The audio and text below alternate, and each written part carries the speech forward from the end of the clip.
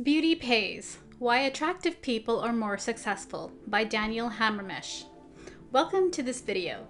Guess what? Ceteris paribus, bad-looking people generally earn less than good-looking people. In Beauty Pays by Daniel Hamermesh, he argues that your physical appearance matters more to your professional life than you think. Beauty is a determinant of economic outcomes. The good-looking are favored both monetarily and in other exchanges where the bad-looking are disfavored.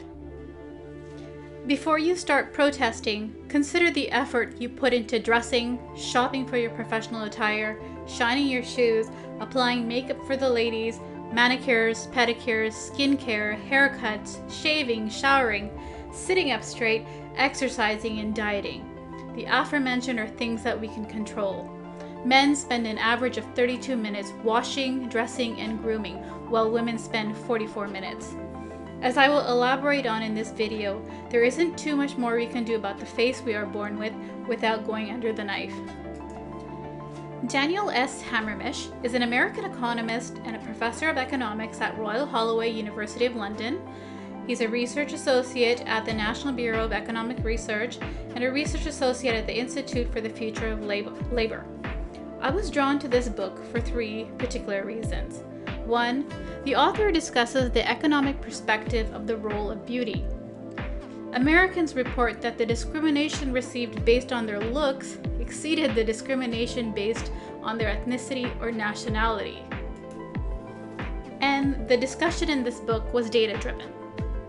Why would studying the implications of beauty be important to business?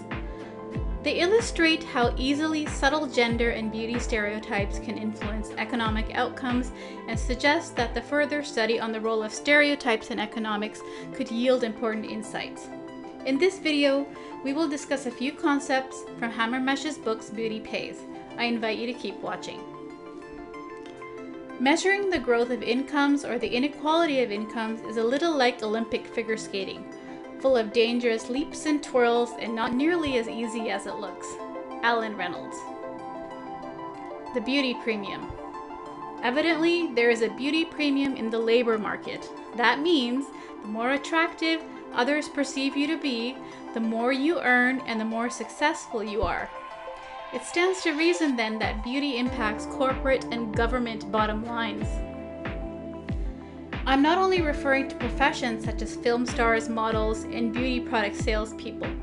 We are talking about the beauty premium for corporate careers, white-collar jobs, and otherwise.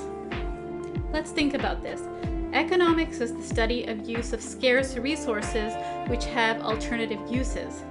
Without scarcity, there's no need to economize and therefore no economics. Therefore, the prerequisite for studying beauty is that beauty must be scarce. Just as we trade beauty in the dating and marriage market, beauty is also scarce and tradable in the labor market. This implies that beauty can raise your income, which in turn raises your living standards. Why would beauty matter in most of our economic transactions?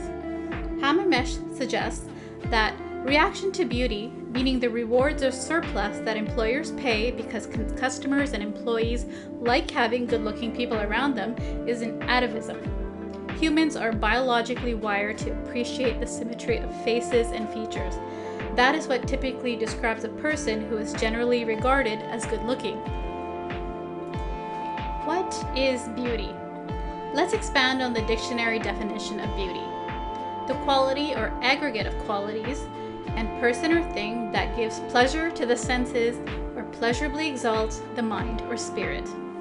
I was very curious about what constellation of characteristics define beauty apart from symmetry. Certainly, different characteristics of beauty evoke different responses. It's subjective, in the eye of the beholder, so to speak. Or is it? To discuss the economic effects of beauty, the definition is narrowed specifically to facial beauty. I was surprised that Hamermesh didn't include weight or height, the hip-to-waist ratio, or hair in his definition. Evidently, observers are able to separate facial beauty from physique. I wasn't surprised, however, that he did not include things like internal beauty and personality in the description of beauty. Hamermesh does acknowledge that facial beauty, or rather, physiognomy is not everything. However, it is the face, first and last, that is judged beautiful in an aesthetic sense. So this is what we know. There are universal standards of beauty such as big eyes, facial symmetry, and the like. Youth equates to beauty. And if a person was beautiful when they were young, they tend to be relatively beautiful when they are older. As the adage goes, ugly ducklings generally blossom into ugly ducks. And the effects of clothing and grooming tend to be minor. Beauty in the labor market. All else being equal, being in the top third of looks will earn you around 5% more income than average looking people.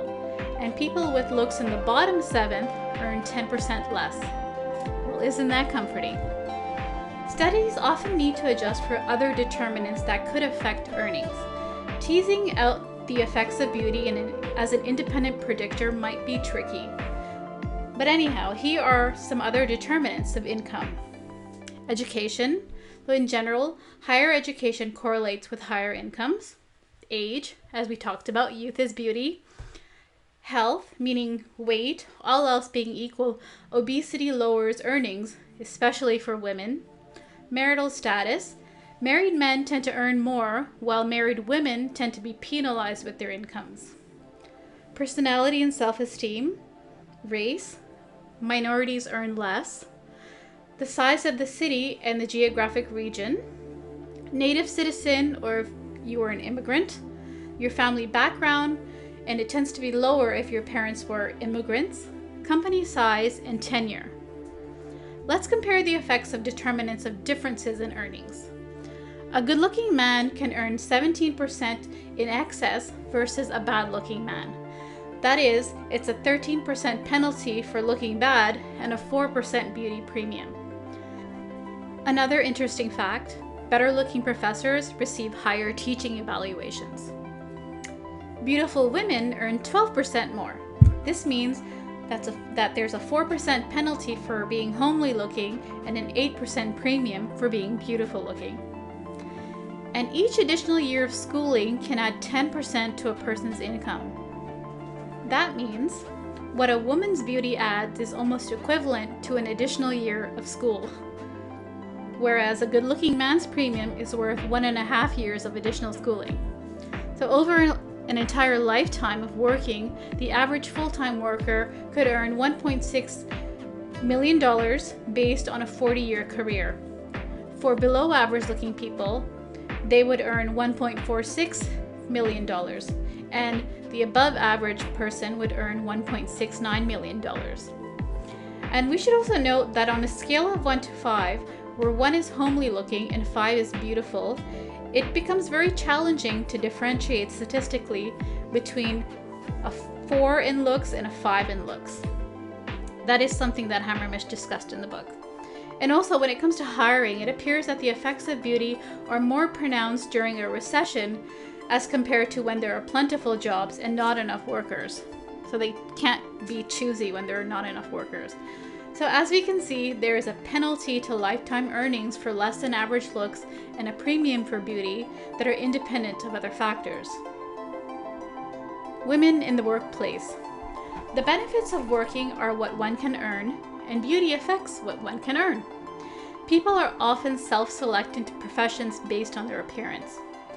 In 2008, 72% of women ages 25 to 54 were in the workforce compared to 86% of men. Women were more prone to not working than men, often to take care of their children or choosing to be homemakers. And here's another interesting perspective. This is not my opinion, this is what came out of the book. It appears that better looking women worked outside of the home versus less attractive women who chose to be homemakers. Specifically, above average looks raised the likelihood that a woman worked by 5%. The gains to working were lower for less than average looking women versus their beautiful sisters. Beauty is productive to the company's bottom line. In this final section, we will address how looks can affect company performance. A good-looking attorney might attract more clients and hence have more billable hours, even though she might be no better at lawyering. The argument is that if looks is part of a good or service, then better-looking employees can raise the competitive profile of a company by its ability to sell more and at higher prices. Researchers assessed the looks of Dutch advertising executives from several companies. Combining all the companies together, moving from the 84th percentile to the 16th percentile in looks corresponded with a 7% decrease in sales. So it appears that advertising customers prefer to deal with better-looking executives. And in a similar study, better-looking charity solicitors nearly doubled their likelihood of receiving a contribution. Final thoughts and my recommendations. So, should you run out to your dermatologist's office for the latest beauty procedure? I think that will be completely up to you. I have no comment on that. None of these studies were definitive. What I think they do is that they indicate a possible direction or implication of beauty. The arguments by Daniel Hamermesh is that beauty matters in economic transactions because people care about the looks of those with whom they interact. Because people provide services and goods, their looks become part of the goods and services that customers buy. If you buy something from a bad-looking person, you are buying a product or service whose purchase makes you less happy and less willing to pay as much. The authors suggest that although plain people are penalized for their looks, they can and should structure their careers to avoid the worst effects of those penalties. So this means plain-looking people should choose professions where their looks are less important. And if you're a hiring manager, ceteris paribus, consider hiring attractive employees for a competitive advantage. I know there are labor laws, but this is something to think about. And finally, if you are above average in looks, consider whether your employer is exploiting you for your looks by not compensating you for the additional revenue that you bring in. I sincerely hope this video was thought-provoking, and my intention was not to offend anybody, but simply report on this book that I thought was fascinating. Thank you so much for watching, and I'll see you next time.